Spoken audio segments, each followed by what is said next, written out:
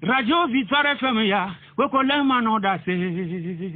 Victoire FM ya woko malelo Radio Victoire FM woko le mano da se Madita le radio odire nu odona dinamulo Madita le radio odomenu odona dinamu kaka Victoire FM ya woko malelo Radio Victoire FM ya woko le mano da se 96.3 Bena majibe mase sika me penya jojo wa woko le manolo Namajiba mase togo fanya jojo wa wokole manose. Namajiba mo wana dosi mo wana enusi mesana afisi nusa penyelea. Oh suku mieto kekake ikemedoa. Namajiba mo wana se encore wokole manore. Victoire FM ye woko malalo. Radio Victoire FM ya wokole unya ya mano da se 96.3 FM. Enyo mieto mieno miopumi adao afeto afeno miamo dodo faji mi gbe mi ya ko amapoto kele gbe won keme ilenye sefono toko ngawanye conseil municipal miamo vomonto ma hotumo do ma kwa ilenye honorable Alphonse Ekpogo ilenye ANC mazaba gunga do moto reka inya meke mi ko je to blen ke yito me mo togo mo do me nyawo mi akasen kuranchi nya na nyireme mi aden kuma poko nye wona de gele ka te kpera modenchi ela funkuna mode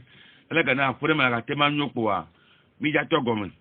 honorable Alphonse Ekpogo ade ku mi wezo yo nya mako meton olela bele go mojo itogodo ni ka te ko mojo ko ono dura ka ono abore mo to do itogodo o di lo bore to ejiti be mo mo bila sento le tromea pote que ma va me agboro ja so depuis le 20 février 2020 jour que on a clôturé campagne donc ça fait pour le cas le temps matin ya tout et dit le bonito wale ke mi to mi fore do nanya nto ya Alphonse ko mo fonire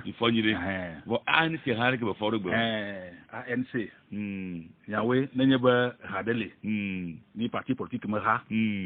que ye ka flambo ko le tane ha pour le donc on a plus de plateau ya wa le tanera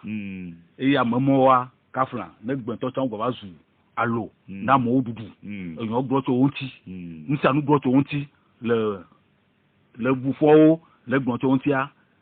nenye mo kekele yi bo an se le mo ba gbogba ka ma te tro an se fon e fo ya da pere ma wo ele ne ma vomonto ande eni fo ka ma do gbo ya chami fon manya décentralisation miao mi weya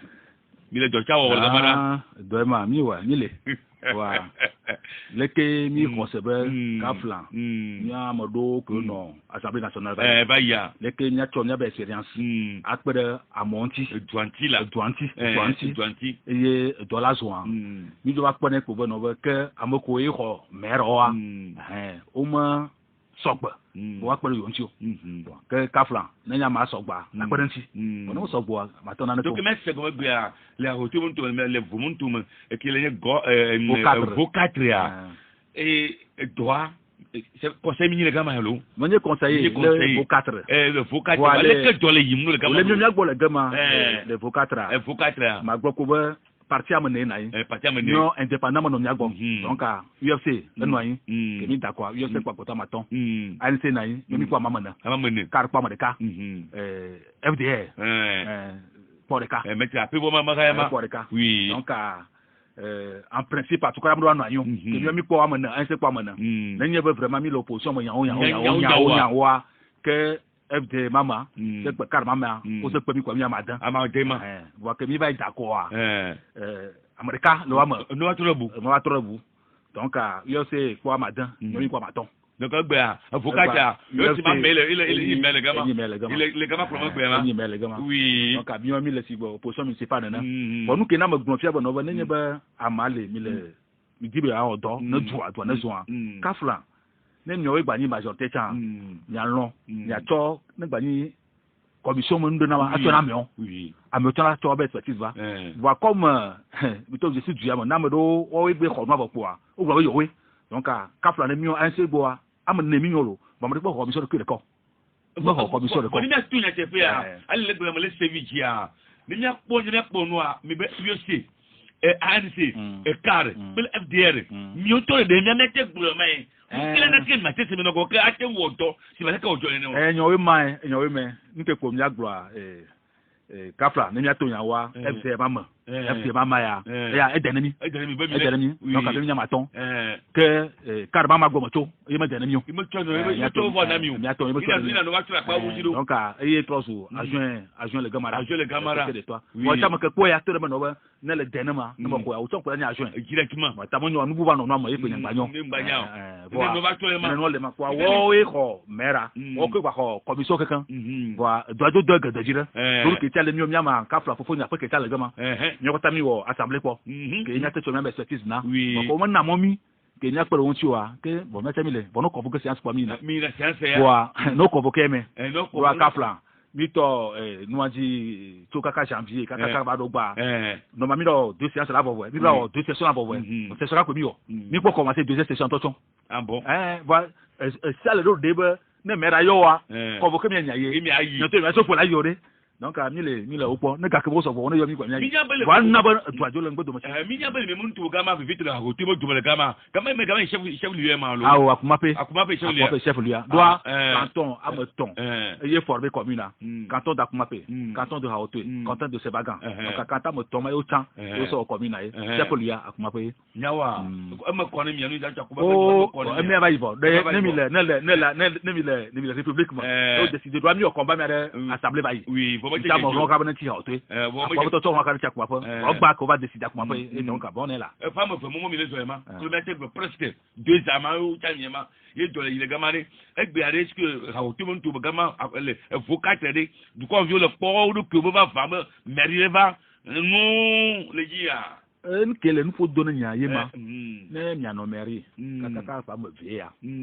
voyez katapila tete ma to moji katapila tete ma zomo a jara mo dire to te du mo fi wa po e ba bo mi na na tete o mo wa e pe fure na nya ke fa on vraiment bien nya ma te gbo ndel de ke mi wo le merima iwo kaka du mo fi po fia anya ba yo da ko na mo ya mo le a ni mo na ko me gemu mejo de ko mojo oh mo me nyina nto wa me ni ko ja de ba to ji wa to tun to me mi me ha wo ti bo jo gba ku kele wa gbagban to za me nya bi don imi wa ba ko enu le ba ko tanu ni ma pori mo wa be ko du mo viola mi le do fu ba tanu ni ma wa mo nyam nyawo de bo na be du mo viola mi na nu fofu me no gomo de no we du mo viola se gomo na ba nene o jo no no ma doa nya Kafla mo na do de ya na mo po ka zo mi po mo de na mo na du kwa to ba ni le voix nu ya leke ne nu ya la zo leka me ra décider no tu va plénière ne nu ya nya fon fosi ne o to no be ya ne te de susu ajero bo no mo voix de no mo voix de ele ka bien se no ro me no ouvert me mo fu mo na mi bo mi ate ogbo no ate ma no tu ali tata wa ajira no atu mi mo nto mo wa na ma to ya wa ke mi to dia non tendu vira yamablo ça dit que non tendu masse alphonse bogo encore doit jo le sibeke mi pie yakwa ça fait mo do jinya ne mo nyana o se déterminer ba amama wa attention na yo le quoi donc pour le cas ku fon wa non doit maison le quoi ne mo nyana into ben gbodo mo fia do Kafla nya mais c'est assez belle pour moi là ne proposition ne va pas nya mo ne oui tabu nyo le kin to proposition do pour me via le kin ba le no mo de ne ko se mo tabu nyo to tabu amaya manya ya ko gbo na ya yo donc aba gbo fifia bon elle est ouverte dire seulement que comme au début au gbo o to commission ko na mi wa doit ti ayama na ku sega yema dare ne no le ma mi me le gbo average ya ni me po me parti ko ye le so gama ni mo no me domo wa ni mo lo do ni mo lisa e no invalidé e ko no invalidé fifia yo segbe il opposition mema mi o anti mi le magli no bo to gbo no po uni la mi o la po jire tman zireka no mi FDR bon no kagbo atetu ko mi nto mi ma se mi a se no gomo si bo position ne ma ko mi a tu mo nto mo ko no la no ne ma e ma gbon e ko e ba gboro no gbo nkele ai me le poser question you opposition me to gbo me Kafla ne mi bo yo ni opposition de bien ma pataka kembe yo susu kala nyachi mi didi bona yo anu ne yo atro noa ndulia umo na kunu amono vio acho afogbo amono bisi acho enyakele lemwa la gboro to no vio nti kumo leke mi nete no duro Kafla Jacob ne ma ja fion ya de pore nko to le du ya to ka ke mi d'accord akoma ke gbon le ke me ya gbon le ke ni local mi po nko joe nko bo so mianti ansesi nko bo so président Jean-Pierre Fabre-Ntier le ke mani judaro le ke mani corrompiro le ke mani no bo so mianti kafla nenyi be ni bo ne ka se ko ansebe na de ni o nya ba adversaire ni uni nenyi uni le ado broma uni FPT le ado broma mo do an fo mi sigbe mi to mi ato ke mi be mi l'opposition le ado broma e pe do an fo le mi ya le pe do mi nya ba adversaire ke mi pa encore ko la si plajo ko mbo mi di be ajo wa o ni uni to donc à mi même combat c'est dirigé vers unir il le connaît ni on tombe va non position le pe et il nous pas c'est parce que nyama du comme il a un peu favorisé nous comment se fait que wati ose la loi sur le statut de l'opposition wati ose ando gogo no wa me ke nto wa on to la go be il est opposition il me l'opposition mo c'est moi de ça sodé et n'a bon amolé oui moi je sais déjà quoi une chose sur UFC par exemple UFC que j'ai do accord de gouvernement couvre nous régime en place oui le tout plan au do préfet au quoi au do amolé nous les nouveaux une opposition elle est difficile mais il faut à quoi vous connaissez pas en bonne là au be une opposition il y a pas terminé donc voilà nous choix nous couvert blona mo nyore nous ko to me gba mo nyore pardon moi il y a une opposition à gbogbo mi do le C14 mo e mi no tu mi odo kakakaka po a kaflan lo pa mi no ajama gbo ate cho agbon le moji ne journaliste o no we Jean-Pierre be négocier meria le classe boa le no pardon ko lo le no pardon ko benade il y a non du l'opposition mi no na yin agbon ya lo voilà tout quoi gba mo to mo ntie mo le no exemple me ko no makwe mo le no difficilement ko mo yin ya vrai réel ni te fait que di e même tout bien et moi par exemple ma no problème de cas kafla ni vraiment gbogbo de baïvo be to gwa ba so be ga ya kwe o do gbo no be Alphonse e do ko kwa ma ya kwa e hoga e pe ani ya ta tun gba ya gbon ke to ni Alphonse do ka Alphonse o ka ba yolo 30 millions mo ya mo ko va gbon ku to mo ya mo gbon ni ke ko gbon ni be na de ni ya kwata mi le tu ni ya fide odoko oto ga nani ni ya pata bi mi se oto ni bo cho america ma to ni ya don gbon na de amaya e ye be hoga e le corrompu ni mi ya kare no tu duma ke mi do ra wa ni mi ya mo ko to ke ni ado ayi mo ji alors ko to sa non e ma gbo bi mi to se ma gbo mi nya ma adri oto ga mi ya to gbo mi to ta mo ye koko fi ni ade ni no wo nu ma tre to a nya ma lavo ni par exemple mi le tourner voir mato a fait quoi va bien amon mato fait quoi bien donc il m'a ajouté les messi et tout Mr. Gomba no be me di ma te gomba ajouté ni atio do mi mo yo na le wo noa no so di ran ti bo bele we ta di me le ko to yan ti wa ajouté le fu na le we ajouté ran ti o bo na mo wo le gboma e ko ni ba amon o le dira fodi ye ba o dira fodi afodio adigbo le kwe o le dira fodi adigbo enye nu ko ye o wa e na ba pa ma ji no to politique mo nyamo to ba gere nyamo no to me a mi le fo mo to me avocat me nyami do mi le e be mi on to de parti me va gba na ANC ne le va yon na mairie me nyade agbo mairie me no vo gbare ANC inti me va do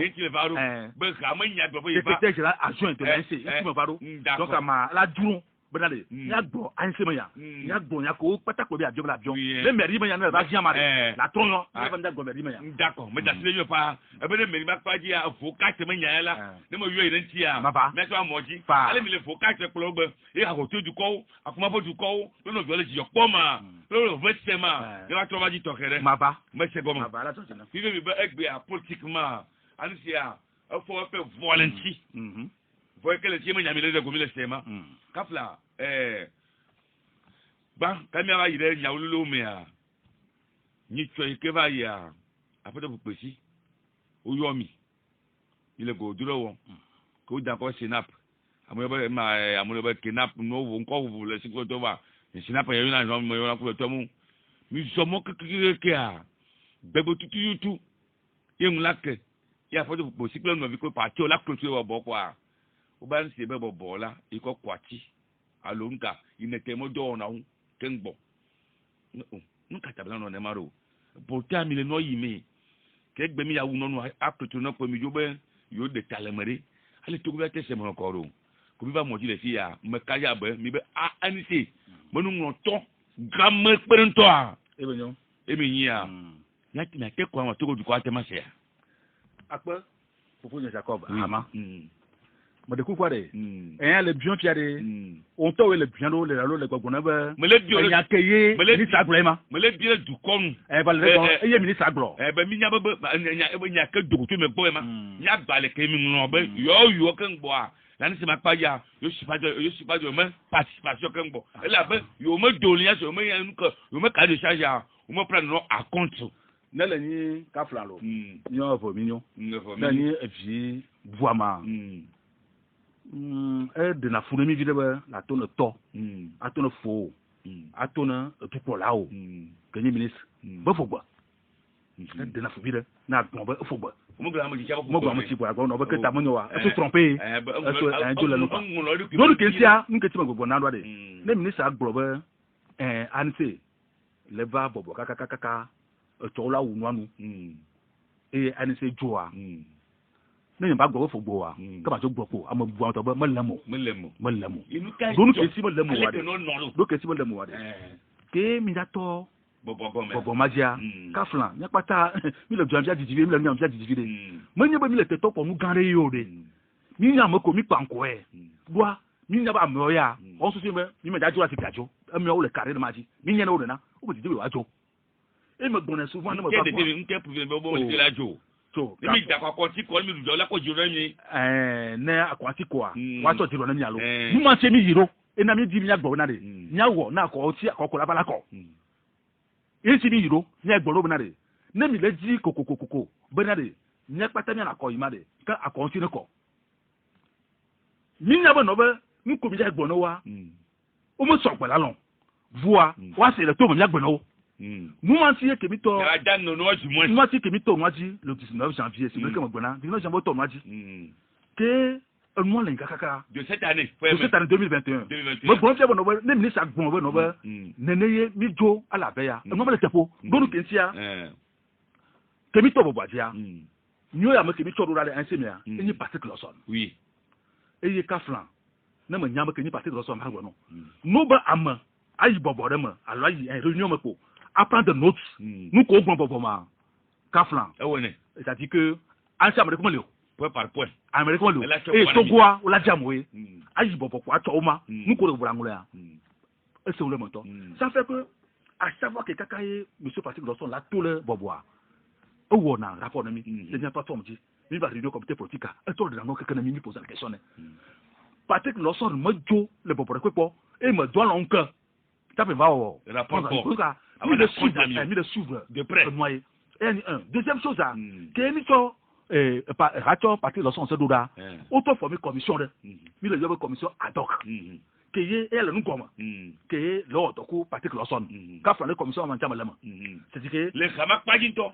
ani se to ba commission ad hoc de mo nyaba monsieur Patrick Lawson ka ko tourna to ayi ya be gbonya ke juro donc a commission na ton yo wona to ya to kaka ato fi asekui le ko elle a khomo akoyi bobo ase bobo le ko ke mo le bobo kaka e ba gbo no ba nyoto mi sebe no bele bobo akpa ve nayi o le nyo be knap e ke ni pleni ne ya to o ba gbo ba ke gbe o yo de be no na kak eni be wo ya onyi amamani ke ye amavire o go o nya na ya tadi le ko gbo apro nya e se comment agba ni o se to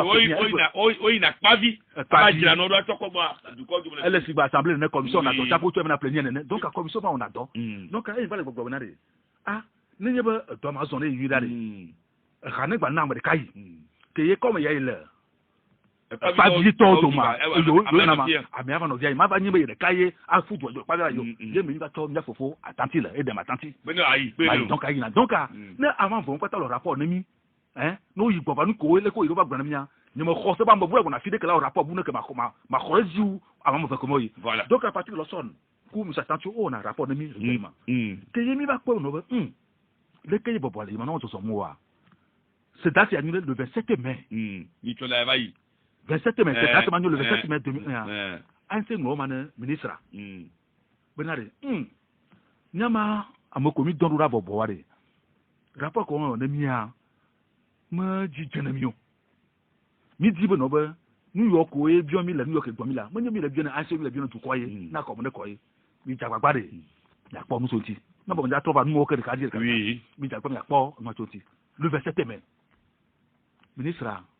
mo don tini mi o mo da Palestina mi o mo do Palestina mi mo gbe si mo do Palestina mi o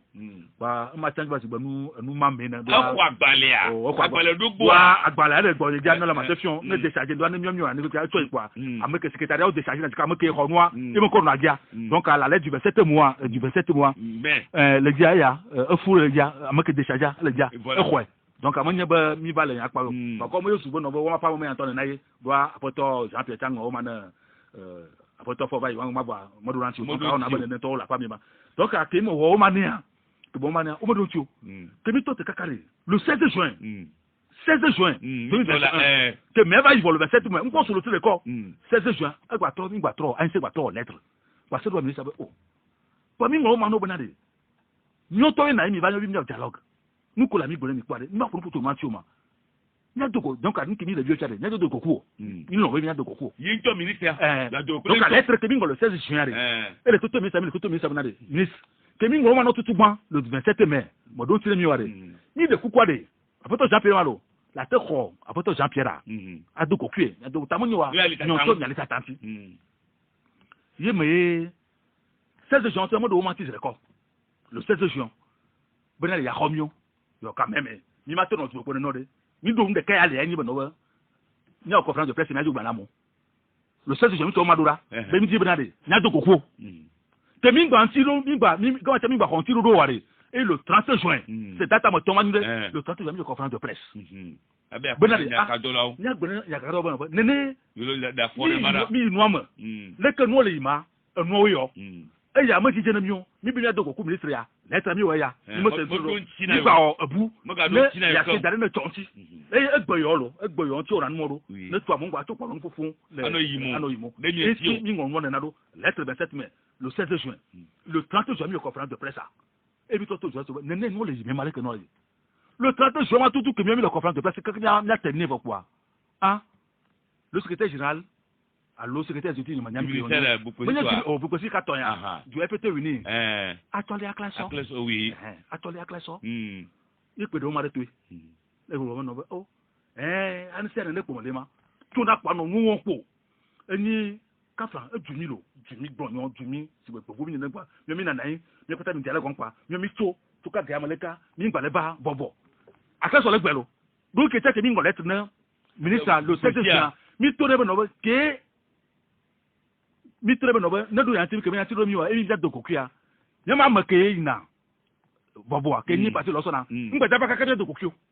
kaka ma no nya do kokio e si ji me na kho yo donc ka ga mo je ka parti lo so ngba ino ngbe na obo le pe donc o ko sa te ina donc ko mo kho mi o tala mi be bobo ma ka ke da se ga ma ka ko e ko mi na ke le na do le pe donc e ka de o ma to le pe e ma to ka ka ma mo fa bobo ngba le yiko ngba le yo ele a classe ou ale gbogbo imo mama mo bena de o ma journaliste de no bien sûr le gbogbo bena le gbogbo no be ai se a tuka gare ma ngba fa don nu ke na mo gbogbo be no be nenye ministre agbogbo no be la veye mi doa mo le tefo yema allo e me ko doa mi me le fa mo kakare am constater be mi fa mo ka o pen e o mama donc elle va to be no be la veye mi doa mo jo taka do ke tia mi na be FPT uni ku ministre reka mo le won ba to am ka me mo to ya auto mo wọ́n bá tọ̀ ọ́n dé kòkó láti dé àmàdé kòkó mẹ́yà ó tó mú re. Ẹ̀pẹ́ àmàdé kòkó mẹ́yà ó tó mú re. Fúwẹ́ mínísítà abẹ́ nọ̀bẹ́ bẹ̀yẹ̀ mi jó. Le secrétaire exécutif de ẹnuwa ẹ̀pẹ́ abẹ́ nọ̀bẹ́ nkẹ́ wọ̀ yẹ tó ká pa ẹ̀pẹ́ ẹnuwa àyẹ̀sẹ̀ gbàjọ ọ̀hún gbàjọ bàbá mú yà. Ó jọ kàrẹ́ kàmọ̀. Àmàdé mẹ́yà ó tó mú. Fi fi ẹnu ìmọ̀ jíba yà fọ́tọ̀ Alphonse Pogo. Lẹ́yìn kàtà mẹ́rin fi kà nyàmà lè tó lè gbọmọ nǹkan wà lè dìbẹ́ nọ̀bẹ́ mi yọ bọ̀ kékeré bọ̀ yà pàbọ̀ kọ́ nkeke ko ya kutu ya ko mi ba bibe yo ne kele apono fonya ke yemi o conférence le 30 juin de oui ministre ko ya de jobo am yo ra so le to nyawo e mo trojo apoto Jean Pierre e be yeso be ba ma ho ke apoto Jean Pierre daya e quoi monsieur attention là-dessus wa me veille wa me veille o bobo kaka o no ju ka ti gbe o to ka popo 20 2 heures yo le homme plus de 2 heures wo nous ko pata ni ngol lettre tout monde tobe no nu yanti ni deji nu ya de ni jabe me to si to me to si antia nu ko kwata ogbagba ni sa gba e po mo ko mo yawo e gba quelqu'un que ye mano porom de cas que ye me yongbo kaka que ye apoto Jean-Pierre va to terminare enyama nke waye mi me dizibe nde ko le yoba double vérification c'est-à-dire que Kaflan est d'accord ça me dit va non est d'accord mi nyabo no est d'accord car mo kaka be ya kwa la ko no ba biloto la sécurité de toi no carte d'identité no carte de lecteur no wale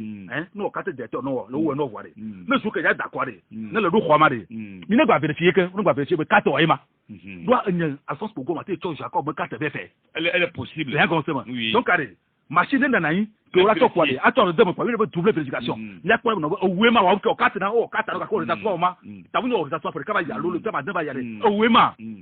allô que ye Jean-Pierre m'a dit kaka mais ça va où mais ça va tout le monde après Jean-Pierre nous que toi tu m'as longo wa ni bono no la khochi et après Jean-Pierre tout le monde Kafla Niger da pe o le won Benin o le won Ghana o le won o la boto gamale to ko la Côte d'Ivoire o le won nko me temi ma yo le kwe donc egbo enyamo kekere egba le bi o ne tamo no na voter spéciaux que yemi gbo na gbo jabo no Kaflan so to wa d'accord genko gba genko e mo gba se ku d'accord ni mi d'accord mundu quoi so datare tu me fier et mi le gbo na re mi le dati voter spéciaux mo na ko sema jou que ni joura kware le du kan ko ma so to ko be d'accord goro ketia du an ko mi kwe so to d'accord le du an ba kwe ko d'accord ba yi ke o nyamo don yojo wa na le yi noa golf pratique du golf au brûler au to no game donc mi gbo na re ne joue ko d'accord kware le ni sojo le ni simati le ni ko tanya d'accord ma gbo kware wa to no ko wa ni zeka mo ni ma do wa d'accord ko ti ba pa yele kini awe do so da go ya make sécurité à kwale que so da gogo que so da gogo que ne la sécurité Kaflan no ko da bureau de vote là ma no ko don o ko da bureau de o bele pas dans l'école primaire public de puis avec nous avec o ni sécurité dans lo no la kwata kakare ne gaba su kwa da no tale ba ko ta bi kware va va dire quoi moi les américains no gamore o tela futa ta to kwa trovo exemple la d'accord que veut dare est que mi le me toi to no na ko pa ma nyire ro awo o gbe chan il y a le gbe découpage électoral egbe chan ele gbe composition de la CENI amado va de yado to be yado bon yado mo rogun mi ma ya ma toju va ne ba bio ma fa ya ji CENI me ya bi ko mi to to mo na le dialogue na de keye ajenomia do mo cha se jawo to va de ke o gbon kaka de carry alia se jawo va da sereji bede opposition aso amani va même ce parce que va to amani itia wa to amade étranger en 17 ya me no bon c'est vrai donc a kenya ba dialogue ya mi ba to même proposition de mo laissez comment o gbe chan o gbe chan donc anenye ba Kaflan le yan ke bien si o do malo be nte on ba to kaka ba na dernier moment gogo no be mi do ho do nenye ba mi bio double vérification o be ko si apa mi bio identification du bulletin o gbe chan voter spéciaux o gbe chan découpage électoral o gbe composition de la CENI e ke ta no gbe wa Kaflan nka gbo mi ga to yeme ye le 12 juillet mi on lettre ni bana tebi o to ku mi sa bolo le 12 juillet e yemi o ma no we to ba be no ke mo sube mo lettre ta no mo yimo le gbon do tire o ba mo lettre ma do koko egbe kaka le ba khon mi ko mi dogo ga fo fa nko la magbono nko kwata mo tove le gba ke mi oya en attendant voilà et ba le niagwa tapé ne ba tro ya ke ne ba gloire que mia to te kan ba yo ke ba go kan bolo et mia me laisse que mi le 16 juillet le 12 juillet ni de menu à la fin benade on reste ouvert mo nyeba mi ka ke porte Joshua ko gbono et ya robi tove ne mi bunti mi point mi quoi mi ba toyo mi ni ko no ba ya ke gbomi le mi toyo mi ni trova ke bi so de même noyer ni me claque porte c'est à non donc le gouvernement ne c'est comme clair mais il va pas aller que là il veut que la que bon ne so ma to chade dike Kaflan la no le moi o kwa mode e chavana je me dis ma yon ko tout o chavana e tient na knap e tient na concertation o kwa de télévision de New TV o kwa le 15 juillet le 15 lo et me le gbon ba dans 3 jours on la vo Ogo onye no sabe di ko mo kontoton le ba boboa o mo nya kaka me e no avo donc ade mi sale gbon no le 13 juillet no avo mo do censuré bo bi jo la faire no mo do censuré do même mo le khom ke ya o khoya le tv ni wo TV ya ale gbogbo no ba conteste cette date dans 3 jours. Oui. Quand famille magicien mi nyanya na ba ja apostol. Nyo ya mi le démarche de me. Ni on lettre au Oui. Ben no na ni ben no le na. Ni na to te kan ba. Honorable Alphonse Bogo, le yo kacha makele ya gbonya sekala yima. Mi na ba anti mada gba to ga va ibe. To gbejia yima gba politique chef vidéo. Aya ko mo mo ko aba ko nya ve ko agba anna tela ko mo mo ma ya ko mo wa. Yima gba ni ma ko. Na ko mo nya gba jete kwa. Yo ya leke ma kwa. Ibi bobo e kemi awa ko jano do ncho a. Ibi akpo mo doli aso ni yo wa te wo. Ya te na ba ko ti ate ko a. Mi to na ovo ogbe mo kwa leke mo nya na nyu. Ale to ya no do. Fofo ni Jacob Bahama. Nde de na fude ma de. Nenye be mo gbangba bi jolo. Non pas du tout. Mi le moji e. Amabu buaro na ma. Mo don fo no supo. Bona mani journaliste a. E don fo na. Le nka bi ya gbolo. Ke le ka o mo na. Nka bi ya gbolo mu. Ke yi. Nenye ale circuler o le mo bo be. Ani se be ni gbangba bo côté akodo palo ya ko kankan. O won ta ko journaliste. Oui. Ni ti me yan gbolo. Mo nye be mo le kuku de mo le no lo. Ata ko journaliste. La verdi document ka la po.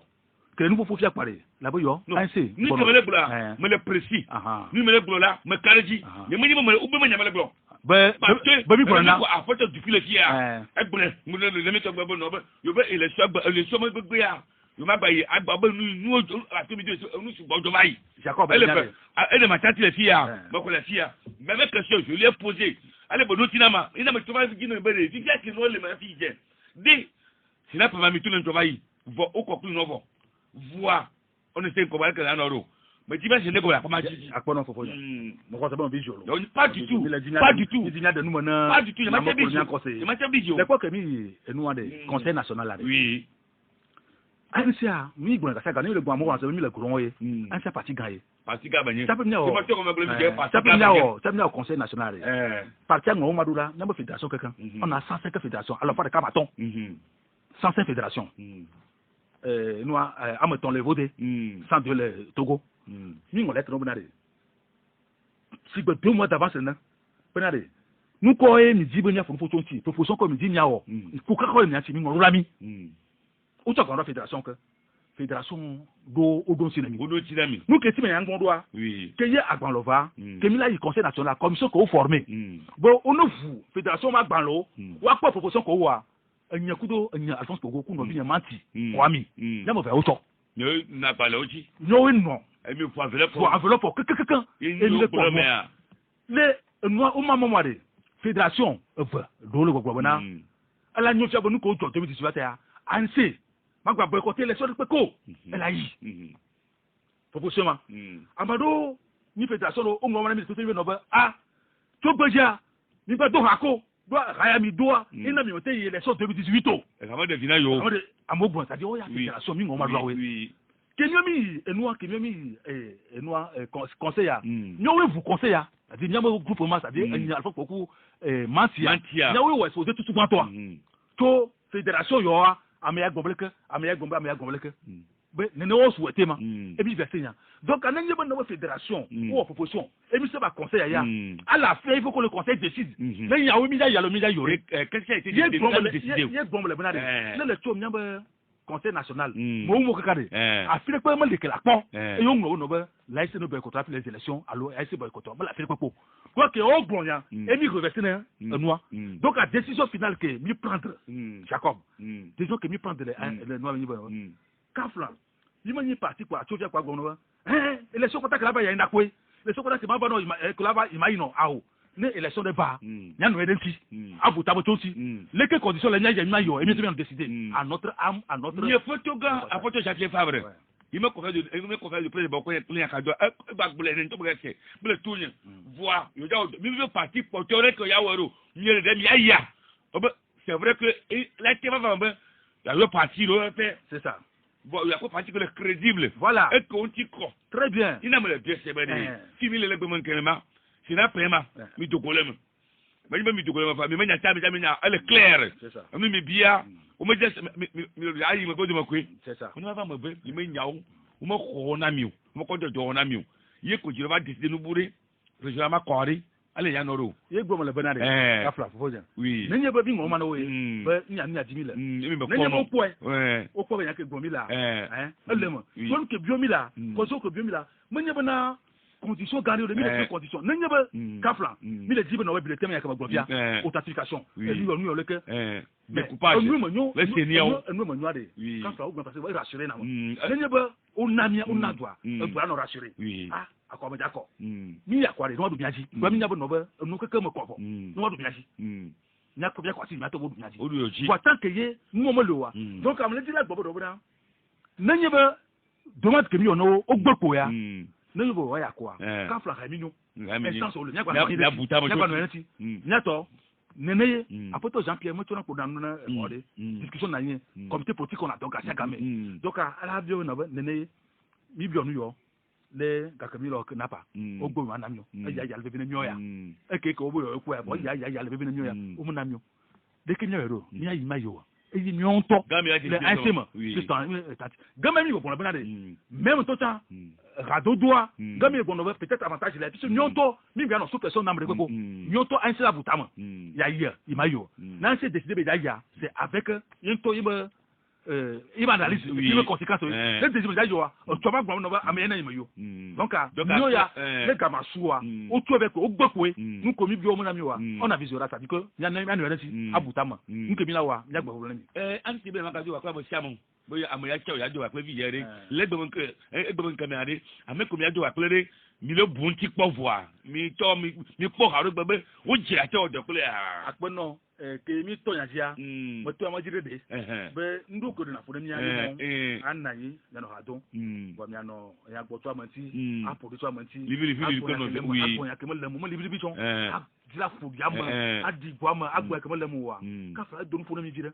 donc mi bon bonare mi ya gba do wa kwa mo da ya buta mo mi yo se da do wa kwa mo ya we ka flan maintenant parti que quoi maintenant prendre contact pour parler pour toi on est pour mourir donc à mon le il pas en contact les pas en contact pour quoi faut le gamasua n'a pas ni be mi ko mi ate on dia nyawe ni ku mata ondo wa ya je nai mi to kana tewe to ko mo jomo nya me kana tewe me kan te pa ko ya to ko mo duare nous que le vivre ni bana mo nye gbo soso mo o gbana fa se bon mo nye armée définisseur yo mo nye gbo so nye be mi subo le coalition de ma va ko mo nya ba yo mo nye mi subo coalition ma nya réussir ta mo nye o mi gba subo ta wu mo anu gbo ko to gba su na gbo na mi gba subo anu gbo ko to gba su na gbo ari te ya te ko be ya ele ko 4% mi yi élection mi d'accord 4% mi ko résultat ko bo na mi malo yo résultat ko kan ni 4% résultat ko kan ni 4% 4% bo mi ko en e bo mi ko alo où est le problème où est le problème il ka te pa kwa où est le problème c'est que nous que dire agbo ni ba wona nenye ba kaflan ne ANC d'abord 4% wo mi ko mi ko non ça me dit bien mo mo nye mi ko donc anu ke ko le yi bana de kaflare au moins est-ce que mi wo yi nwa oui ne mi to ne mo to pe le pas mo to pe la kata ne mo to pe la kata nenye ba o to bi de vote da e ya mo le khwa mo wa an sa da no ba yi mo nunyo do mo to mo da bi de vote o mo ko no wa ne to mo da ne to mo te dare na mo be nyo wa e ben yi ma gba ni bo no ba on tabu bo no ba est-ce que o to fi o to mo da ne o to mo da ne ma ni problème aho donc mi ma gbogbo no ba na mi ma gba do ha ko mi a do ha mi a ko ma ke mi a do ha kwa e mo nye ba o to gbe nda pa ko gbogbo ni na nye ba no ba fa ko mi anyi alo to ko mi anyi e mi onu tepo le se comment nya bu nya do ko a do ko fe se be no ji e nya odo nya we ngba ni ba ko gbogbo ma ya yo d'accord 22 21 80 99 92 02 et 80 63 quoi nya te la ma ka pele le ka ma ko tem abi amaga Alphonse Kogo oui allô votre crédit crédit vona mema ne ba fle bunu atwa mi le mo ji le ti oui allô oui allô ne ma ko meto o fon mo de ku ni ko wa de faut comme là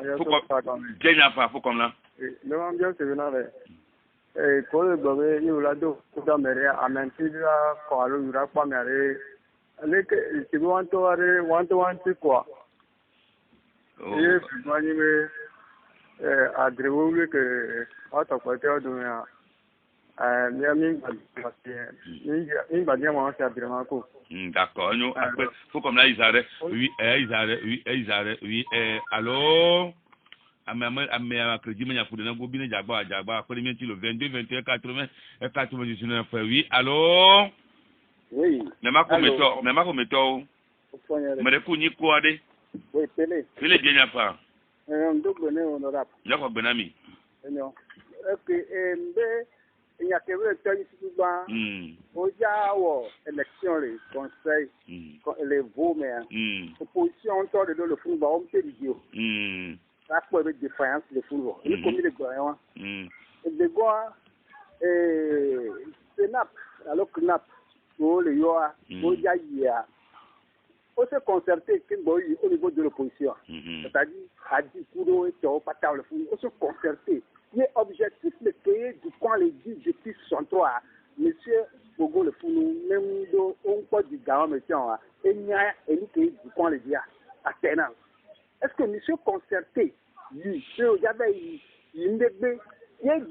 qui est mis à monsieur le mien, a dit quoi tu vas quand tu fais un mot de déclaration de côté. Il faut se voir bien il faut. Bon, il est dans une déclaration au gouvernement, il a des taux, il y a des taux. Bon, le gouvernement a des taux, il y a des taux. Il a pris oui, n'a la boulot, n'a pas boulot 22, 21, 80 et 99, 92, 02 et 80, 63, oui, allô? Allô? N'a pas comme météo. Allô, Léo? Mais le folie, ni quoi, à l'époque? Il y a une folie. Folie bien entière. Ah, bébé. Je vais faire bonami. Quoi bonami, le bien pas. Faut vous dire quoi bon là. Je crois que ça est la sur les situations comme les posés à Djibouka. Et il faut que ce monitro, voyons le Wasukada, Jagbe, Amélie Pompola, Tanozia, Imandi, Amélie Adi, on les peut les retarder, il y a des Lishama. Nous après quand la matinée Zaria. Oui, allô? Allô? 22, 21, 80 et 99, 92, 02 et 80, 63. Mia gâté l'Amérique pour le faire quoi? Mia à toi ou moi, oui. Allô? Allô. Ne m'a comme toi. Mais le coup Nico Adé. Nico Adé ma. Nico Jifa bien enfin. De coucou honorable Dogbelo. Ah bon quoi bon là non vient. Ma de coucou ma bien sévère. Togbo do la lo de yen se na go mo be do no duwe do na huro to. Allo ameno duwe do na huro to ma. E ko yambe ma bi o ma do yo. Oui. Oui, allô? Allô? Bonjour. Yama ko meto. Me de kunyi ko are. David bien enfin. Donc on a mis Ka ko gbenami. Ko bon lo. Ndeko mana ko sere o rava. O jai. Wa obo. Togo politique o ya politique mo le. Opposant ko no ti won opposant l'opposant mais wale nu wanya ri ko le dia ni a pom te mi dia lo d'accord Isare David. Oui, allô? Allô, bonjour. Bonjour. Folie bien enfin. Monsieur Alphonse, bonjour. Bonjour Fofonia, le téléphone ro. OK. Mbere. So ho ni se ni go o be amole compose sur les dangereux. Ya susu ni mo nko ni ma odo to to ton e dokele nyeti pa mi we ni mi lo do kaka ni la de do agbezen po a e la zenyo kata mi la ko mo he nya go be ame a ike bo be ke ni wo le ko to ni ni ko mo lo akonem Anyo amaga folie akoyaka amakotema. Oui, allô? Oui, Jacques, bonjour. Jacob Esia. Jacob. Money. Me de kunyi ko are. Sylvain bien. Du coup, pour aller le gouvernement il avait un call avec Pédia au Moudilajo. Il y a un job dinam. Si c'est le robot popoting de call là même 2030 que le gouvernement deux mandats. Il ne peut pas de président on va sortir c'est ça l'assemblée. Assemblée on a assis pour qu'on a dit. Sous quel voici la 2030 là. D'accord. 2025, c'est déjà joué. Nous kata Maro. Allez kata. 2021, 2025 déjà joué à l'école. Anyo akpe Isare. Honorable, pogo mo to me boy malo. Yime nyama, nyaje che kemi no vi pote, Sylvain Biema. Mi atedu nyamanti na nuka tu mi atedu na kula kemi nya ntio. Yiko yime nya bibire, mi akọ ire pote oji. Kacha tu gaye. Poli, Sylvain ki yo ko to ya. 2021 c'est déjà joué à 2025 e be nyame gbo be be jo dine be ameyo mi nya be mi o mutiti be wajo bon e ni atepe mi nya be mutiti be wajo kwa ma te ble no ma uta bila jo ka be wa de wela rassurer ko o jala jakira to mi rassurer ko ke be te le wale ke wa ko ate joro o mo mo na di ke e mo patake o ba jira o to so igbali matin na o to igbo na no ro no go mo donc mi ma te mo be o pata ele o mo stratégie me ka mo wa donc ani ke le gba ibe no be ele mo be no be 2030 bon les Kémi là au Roma bon mo gba ma gasa comme le dialo ni parti politique Kémi e gba Kémi no fofo ma ya bo option Kémi toa eni be no be eni ada me ojoa na de pare akoye eni ya bo option agba manye ikwele o amasa manye ikwele o bo agba Kémi no fofo ma bo eni mi to ya eni mi to le kwe bon donc nya no ya on kan bo le kwe na ba do fike ma doa ne buta le miagba disa miadilo d'accord ini mato iwenya David be mi le nyan fofo be nya macha le bi rento be no be mi no don le terrain di bon ya we tabuno a le se be mi sunu ba ma bion ya re peto ntiore nyoya nukele anyi be nukele anyi be na de ka flan anyi ba mi agboro yare ni do ado bubu mi anti ado bubu amoko be se mi ankosema ye na be no be na mi bio mi yan roa ni lo beje la ado tikwe ni me bagia ka flan me bagia ka nya tuwa ke gbani ba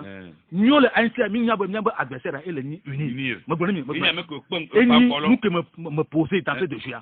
voir ka flan na le bien de cho no vini ko tonti allo be nko am ya ka maté pour le respect des auditeurs ku on totan on doit donc faire mi quoi et sur ramido sinon wa nyoya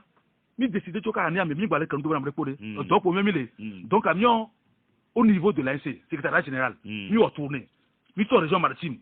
les préfectures des régions maritimes, nous sommes le maire d'arrêt, nous Kodokwe, nous Raotwe, nous Togoville, nous Noa Afanya, nous à Klakou, nous à Foin, nous Kouvé, nous à Repe, nous Direcport, nous Vogan, région maritime, nous à Titogon, nous à Necho, nous à Godrafort. Le point que nous avons, nous à Agbolouvé, nous à Agbolouvé, après nous Sitové, mi Tchevier, le point, mi Dagbole, mi Kebe, mi Akepe, et mi sort les 6 préfectures de la région maritime. Oui. Que mi voit mi tot le cas, mi a contané, mi a contané, mi fédération comme mi toto, mi toto région de plateau. Oui. Région de plateau a préfecture à me veiller. Oui, les gars. Mi ma équipe de peloton,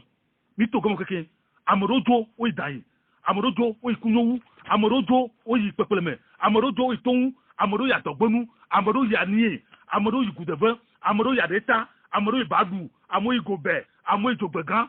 le point, Amoy Asrama, Amoy Platoma, Mimabo. Il y a le don. Et puis, on y a Bofifia, il va ton programme, le même président national, Jean-Pierre Bon, le Gora. Oui. Déjà, à partir de Outa, nous y avons région Botonzeka, il y a région centrale. À région d'Akara, à région de Sabat, en même temps. Au constitué qui porte ton même chose à Amouradio et région centrale, Amouradio. Donc, Nyoya, il y a nos vies à Bois. Après, mi ne pas mieux à Domo, dans le terrain, dans le terrain. Mais moi, je suis bon. Paris, maintenant, il est de me yintoa. Je dirais que le pas bientôt de dos pour chaque pagi, mais je dirais qu'à chaque avare, mais le criminel va de mon. Il dirait en quoi me car. Mi diront quoi me car. Mi be gasa mi be no mo le di poyo. Awori. Awola. Il me doit pas gagner Jacob. Il y a des Kaplan. Christophe Vino Mignon. Après toi Jean-Pierre Adé. Amade be di tanyo. Sur le site violence. Les gars c'est bon. Ne vie, il me dit à ce 5 à 5 ans. Wa be de toa. Nous yaé, qu'on appuyer, judaïe. Nous yalé que pour les pas rien ba gban popo. Donc on va gban. Il me doit unir les entités wa wa le crio. Mais doit pas unir la never desserrier. Politique. Mi ko mi pa ko ye o pa le ko ye ko on pe me ko o na awo ke o na re e ke o na ko nya bo wa te fun wa lo betu wa lo atu aka occupation la no ka pa mo 5 ans ka ke do wa ta ti o yo na le pe o re ji mo ja o le adi amare ko mo nde ko nene o le ma do ke cha mi mo do nu mo le pe mi mo do nu mo va e nya ke nya se mi gbon na re o yo mi pe ya to no wa gbon o le ko se mo nu wa cha uni démocrate wa o la pa ko mi a débat mi ma lo ya gbon o wa to tu alo ato amolele atado to yo o mo gbon tu e gbon tu alo amono ture ye do ya ma se mi no dia ola mo mi gbo ma ba yi na de Kaflan e de nya ba bi mi to ga ke oui ma do ti ko e ti ta mo le mo de